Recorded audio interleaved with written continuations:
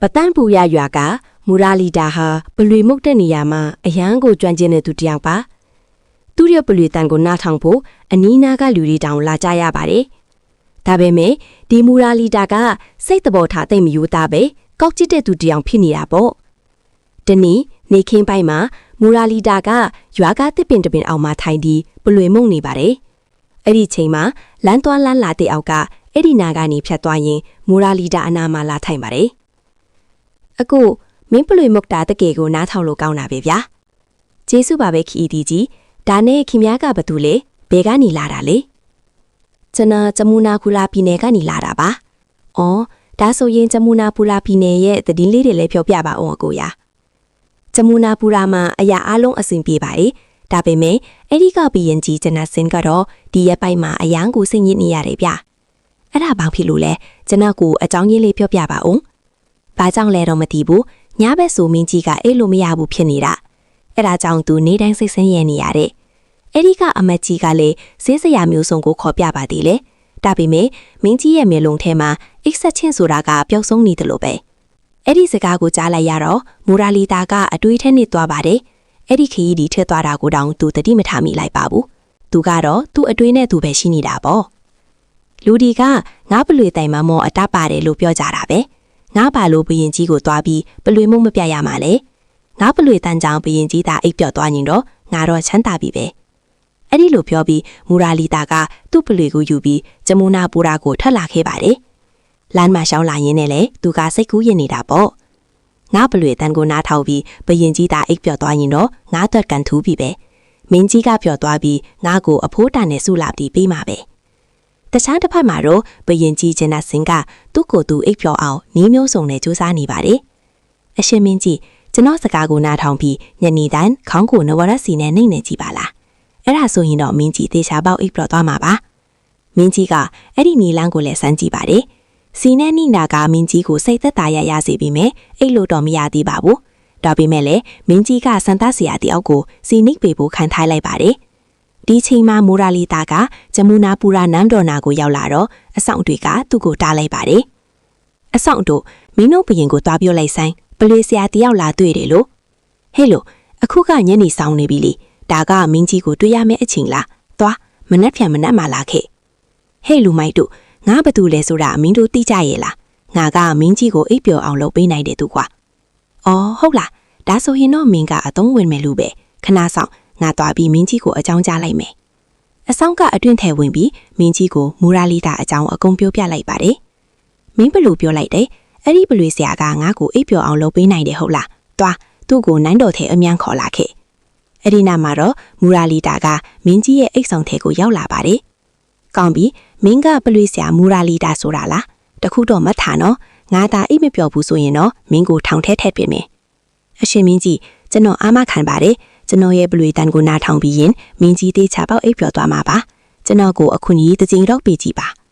ကျွန်တော်စင်းကလည်းသူ့အိတ်ဆောင်ထဲမှာလွှဲလိုက်ပါတယ်မူရာလီတာကလည်းသူ့ရဲ့ဘလွေတန်ကိုမင်းကြီးနားထောင်နိုင်အောင်မှုတ်ပေးလိုက်တာပေါ့မင်းကြီးကအဲ့ဒီပဏီတိုင်းမှာနှိမ့်ညော်သွားပြီးခဏအတွင်းမှာပဲအိတ်ဆက်ချင်းစီကိုရောက်သွားပါတော့တယ်မင်းကြီးအိပ်ပျော်သွားတာကိုမြင်တော့မူရာလီတာကလည်းဘလွေမုတ်တာကိုရက်လိုက်ပြီးတညာလုံးမင်းကြီးနားမှာထိုင်နေပါတယ်ဟင်မင်းကတညာလုံးငါနားမှာထိုင်နေတာလားမလားပါအရှင်မင်းကြီးကျွန်တော်ကိုပြန်ဖို့ကမိတ်မပေးခင်ပါပဲမင်းကြီးကနှက်နှက်ချိုက်ချိုက်အိပ်ပျော်သွားလို့ပါအဲ့ဒါကြောင့်ကျွန်တော်ဒီမှာပဲတညာလုံးထိုင်နေခဲ့တာပါအော်မင်းကတကယ်ကိုစကားနားထောင်တဲ့သူပဲဟေ့ဘရင်ကြီးငါပါလို့မင်းစကားကိုနားထောင်နေရလဲဆိုတာမင်းကသိမလဲမင်းပျော်သွားရင်ငါကိုစုကြီးကြီးပေးမယ်ဆိုတာငါသိတာပေါ့လို့မူရာလီတာကစိတ်ထဲကနေကြိတ်ပျော်နေပါတယ်မူရာလီတာမင်းညာကမင်းရဲ့ဘလူတန်ကိုနားထောင်ပြီးငါတကယ်ကိုကောင်းကောင်းအိပ်ပျော်ခဲ့တယ်ငါမျက်လုံးတွေအိတ်ဆက်ချင်းကိုတုံ့တနေခဲ့တာဘလောက်တောင်ကြပြီလဲမသိဘူးမင်းညာတိုင်းဒီလိုပဲဘလူမှုတ်ပြီးငါကိုအိပ်ပျော်အောင်လုပ်ပေးပါအဲ့ဒီအတွက်ငါမင်းကိုအဖိုးတန်နဲ့ဆုလာပြီးပေးမယ်အမိန်တော်အတိုင်းပါအရှင်မင်းကြီးကျွန်တော်စင်းရအမိန်နဲ့မူရာလီတာကိုအဲ့ရဲ့ဆောင်မှာနေခွင့်ပေးလိုက်ပါတယ်အခုဆိုနေတာကမင်းကြီးရဲ့နေစဉ်အလိုဖြစ်သွားပါပြီညနေဆိုရင်အင်းနဲ့ဆုံးခန်းကိုစီနေခိုင်းတယ်အဲ့ဒီနောက်မှာမူရာလီတာကိုဘလွေမှုတ်ခိုင်းတယ်အဲ့ဒီတော့မှသူကအိပ်ပျော်တာကိုဒီလိုနဲ့တခေးဖြည်းတလားကြာသွားပါတယ်အဲ့ဒီခါမှာမူရာလီတာကစဉ်းစားလာတာပေါ့ငါကျွန်တော်စင်အတော်ဘလွေမှုတ်ပေးနေလားတလားတောင်ရှိသွားပြီငါဘလွေတန်နာထောက်ပြီးမင်းကြီးလည်းအိပ်ပျော်နေပြီပဲ ဒါပေမဲ့ကျွန်တော်စင်ကငါ့ကိုဘာလို့ဆုလာတခုမှမပေးသေးတာလဲငါကဒီမှာအလကားပဲပလွေမှုပေးနေရမှာလားတညမှာတော့ကျွန်တော်စင်ကမူရာလီတာကိုခေါ်ပြီးပြောပါတယ်မူရာလီတာမင်းငါအဖေမှာကျေးဇူးအများကြီးတင်ခဲ့ပါပြီဆေးစရာတွေမတတ်နိုင်တဲ့ငါအစ်ဆက်ချင်းကိုမင်းရဲ့တာရတဲ့ပလွေတန်းကယူဆောင်ပေးခဲ့တယ်အခုခါစားပြီးမင်းကတော့ပလွေမှုပေးဖို့မလိုတော့ဘူးတကယ်ပဲငါမျက်လုံးထဲကိုအိတ်ဆက်ချင်းထက်မြောက်လာပြီလားဒါမှမဟုတ်မင်းရဲ့ပလွေတန်းကြောင့်ပဲလားဆိုတာငါသိချင်လို့ပါမင်းကြီးသမို့အတိုင်းပါပဲဒီနေ့ကျွန်တော်ပလွေမှုတော့ပါဘူးအဲ့ဒီညမှာကျွန်တော်စင်ကပလွေတန်းမပပဲအိတ်ဖို့စူးစမ်းကြည့်တော့ခဏလေးအကျင်ပါပဲနစ်နစ်ချိုင်ချိုင်အိတ်ပျော်သွားပါတယ်မနေ့ရောက်တော့မူရာလီတာကိုသူ့အဆောင်စီခေါ်လိုက်ပါတယ်မူရာလီတာမင်းရဲ့တာရတဲ့ပလွေတန်းကြောင့်အခုတော့ငါရဲ့အိတ်ဆက်ချူတွေပြန်ရောက်လာပြီငါမင်းကိုအယမ်းကိုကြီးနေမိပါတယ်ဒီနေ့တော့ကျွန်တော်စင်ကငါ့ကိုအဖိုးတန်နဲ့ဆူလာတစ်ခုခုပေးတော့မယ်ထင်တယ်လူမူရာလီတာကတွေးနေပါတယ်အဲ့ဒီချိန်မှာကျွန်တော်စင်ကမူရာလီတာကိုစာအိတ်တိတ်ပေးရင်းဖြောက်လိုက်ပါတယ်မူရာလီတာနောက်ဆုံးအနေနဲ့မင်းကိုအကူကြီးတစ်ခုထပ်တောင်းချင်တယ်ဒီစာကိုယူပြီးငါရဲ့နောက်ထပ်ပြီးနေတစ်ခုဖြစ်တဲ့ကန်ကားဖိုးရာကိုသွားပေးပါအဲ့ဒီကိုရောက်ရင်အမက်ကြီးကန်ကာတာကိုတေးချပေါက်ပေးလိုက်ပါဒါပေမဲ့တခုတော့မှတ်ထားနော်မင်းဒီစာအိတ်ကိုလုံးဝမဖွင့်ရဘူးစာကိုလည်းမဖတ်ရဘူးအမက်ကြီးကန်ကာတာတယောက်ထဲကိုပဲပေးရမယ်ကောင်းပါပြီအရှင်မင်းကြီးမူရာလီတာကမင်းကြီးစီကစာကိုယူပြီးကန်ကာဖိုးရာကိုထပ်လာခဲ့ပါတယ်ငါကတော့ငါအလုပ်ကိုသဘောကျပြီးမင်းကြီးကစူကြီးကြီးပေးမယ်ထင်နေတာအခုတော့ငါကိုစာဖို့သမားလုပ်ခိုင်းလိုက်တာပဲဒါကငါကိုစော်ကားတာပဲအခုဒီစာကိုအမကြီးစီပေးရင်အဲ့ဒီကဆေးနဲ့ဘရင်ကြီးရဲ့နန်းတော်စီငါဘယ်တော့မှမပြန်တော့ဘူးကန်ကာဖိုးရာကိုရောက်ဖို့တရက်လုံးအချိန်ယူလိုက်ရပါတယ်သူရောက်သွားတော့ညတောင်မောင်းနေပါပြီသူကတော့အဲ့ဒီချိန်မှာပဲအမကြီးကန်ကာတာနဲ့သွားကြွပါတယ်ဂျမူနာပူရာဘရင်ကြီးကျွန်စင်ကစာတဆောင်ပေးလိုက်လို့ပါအမကြီးကန်ကာတာကအဲ့ဒီစာကိုဖွင့်ဖတ်လိုက်ပါတယ်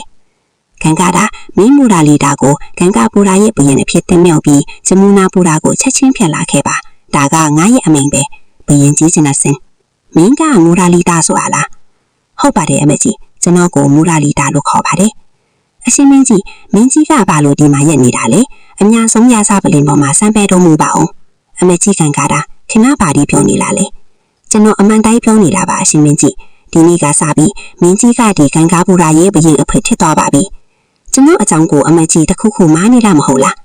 အရှင်မင်းကြီးလူတော်ဒီအောင်ကိုမမိဘူးပါမဆရာရှိလို့လေမင်းကြီးမတည်သေးဘူးထင်တယ်ဘရင်ကြီးကျွန်စင်ကစာထဲမှာမင်းကြီးကိုကန်ကာပူရာရဲ့ဘရင်အတဲ့အဖေခန့်အပ်ဖို့ရေးထားတာပါအော်အခုမှပဲနားလေတော့လ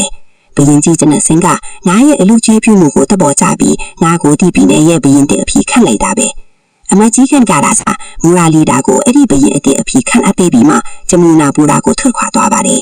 ဒီလိုနဲ့အချင်းတွေဖက်တန်းလာတာ6လက်လုံးရှိသွားပါပြီတနေ့မှာတော့ဘရင်ကြီးကျွန်စင်ကစဉ်းစားမိပါတယ်ဒီလောက်တောင်ကြသွားပြီးငါခန်ကာပူရာကိုတခါမှမသွားဖြစ်သေးဘူးအဲ့ဒီကိုသွားပြီးအဲ့ဒီဘလူစရာကတိုက်ပြီးကိုဘလူအုပ်ချုပ်နေလဲဆိုတာသွားကြည့်ရမယ်ကျွန်စင်ကအဲ့ဒီနေ့မှာပဲကန်ကာပူရာကိုထွက်လာခဲ့ပါတယ်တရက်လုံးခရီးနှင်းပြီးကန်ကာပူရာကိုရောက်တော့ဝင်ကြီးချုပ်ကိုတိုက်ရိုက်မေးလိုက်ပါတယ်ဝင်ကြီးချုပ်ကြီးဘရင်မူရာလီတာပဲမှာလေအရှင်မင်းကြီးသူကတော့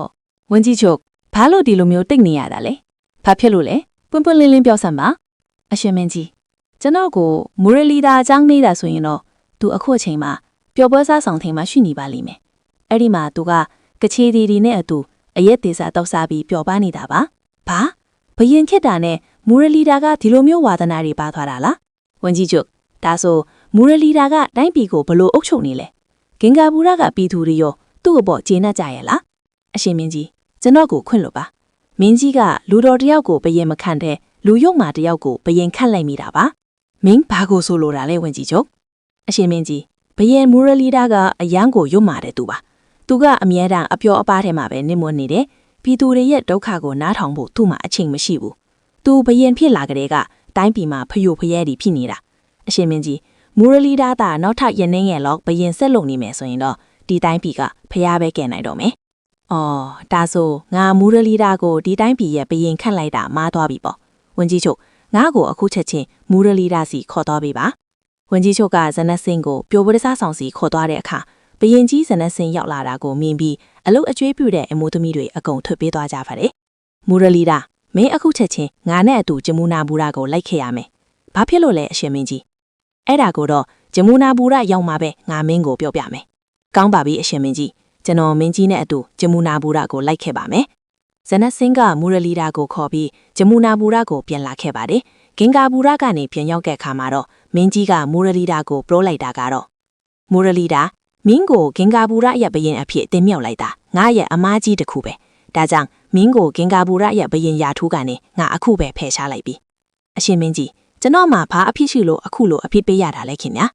မင်းရဲ့အဖြစ်ကတော့မင်းဘရင်ဖြစ်လာတာနဲ့စီးလိန်တွေထဲမှာလည်းနစ်မွနေခဲ့တာပဲပြည်သူတွေကိုလည်းမင်းဂယုမဆိုင်ခဲ့ဘူးမင်းဟာကောင်းမွန်တဲ့ဘရင်တရားဖြစ်ကြောင်းထပ်တယ်မပြနိုင်ခဲ့ဘူးဒါကြောင့်မင်းစီကနေဘရင်ယာထူးကိုပြန်သိမ်းလိုက်ကြပါမင်းရဲ့အလုပ်ခေါင်းကိုပဲပြန်ပြီးလွတ်ခိုင်းပါတော့မယ်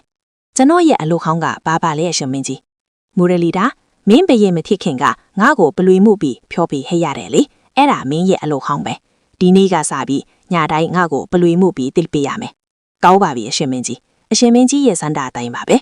မူရလီဒါကအရှင်မင်းကြီးကိုအဲ့ဒီလိုပြောလိုက်ပေမဲ့သူ့စိတ်ထဲမှာတော့ဒေါသတွေနဲ့တင်းနေခဲ့ပါတယ်ဒါဟာငါ့ကိုတက်ခါချလိုက်တာပဲအစကတော့ဇနစင်းကငါ့ကိုမြောက်ပြီးတော့အခုချမှရုတ်တရက်ကြီးမြေကြီးပေါ်ပြန်ရိုက်ချလိုက်တယ်ဒီအတွက်ငါတေးချပေါက်ကလေးစားချီလာမယ်မူရလီဒါမင်းရဲ့စိတ်ထဲမှာဘာရီတွေးနေလဲဆိုလားငါအကုန်သိတယ်ငါမင်းကိုဘယံတင်ပေးခဲ့ပေမဲ့မင်းကတော့မင်းသဘောတိုင်းပဲလုပ်ခဲ့တယ်ပြီးတော့တခုမထားအောင်မင်းသာဂျမူနာဘူရကနေထွက်ပြေးဖို့ကြိုးစားရင်တော့တေးတန်ပေးတာကိုတန်းပြီးခံရလိမ့်မယ်အရှင်မင်းကြီးစိတ်မပူပါနဲ့ကျွန်တော်အရှင်မင်းကြီးကိုထားခဲ့ပြီးဖဲကိုသွားမှလဲခင်ဗျာ